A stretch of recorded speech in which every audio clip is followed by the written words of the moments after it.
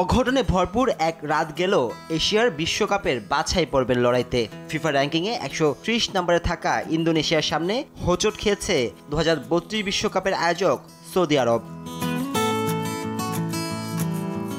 গেলোরা বুং Karnaugh স্টেডিয়ামে বিশ্বকাপ ও Asian cup বাছাইয়ের ম্যাচে স্বাগতিক ইন্দোনেশিয়ার মুখোমুখি হয় সৌদি আরব। শক্তির বিচারে এগিয়ে থাকায় এই ম্যাচে ফেভারিটও ছিল অ্যারাবিয়ান ফ্যালকনসরা। ম্যাচের ৭৭ সময় বলের দখল রেখে ২৩ বার সুযোগ তৈরি করেও গোল করতে ব্যর্থ হয়েছে হার্ভে রেনাল্ডের শিষ্যরা। ৩টি শট প্রতিহত করেন যুক্তরাষ্ট্রের মেজর লিগ সকারে ডালাসের হয়ে খেলা ইন্দোনেশিয়ান গোলরক্ষক মার্তেন পায়েস। তবে সুযোগ কাজে লাগাতে ভুল করেনি ইন্দোনেশিয়া। প্রবাসী ফুটবলারদের নিয়ে সাজানো সিংতাইয়ংয়ের দল ২ বার খুঁজে নেয় সৌদি আরবের জাল। আর এই জয় নিয়ে ইতিহাস গড়ে লাল সাদা জার্সিধারীরা। এতে ২০২৬ বিশ্বকাপে খেলার স্বপ্ন দেখছে ইন্দোনেশিয়া। সানবিট সব দিবে সামাল।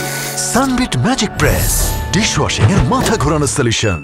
অঘটনের শিকার হয়েছে তারকায় ঠাসা দক্ষিণ কোরিয়াও। ২২ নম্বর র্যাঙ্কিংয়ে থাকা টাইগার অফ এশিয়ার বিপক্ষে ১-১ গোলে ড্র নিয়ে পয়েন্ট ভাগাভাগি করেছে র্যাঙ্কিংয়ের ১০০ নম্বর দল ফিলিস্তিন।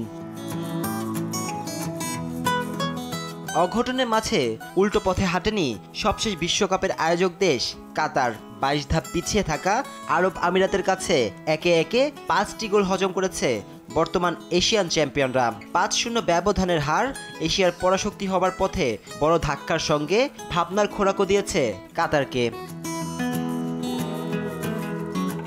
নাজমুস সাকিব, RTV।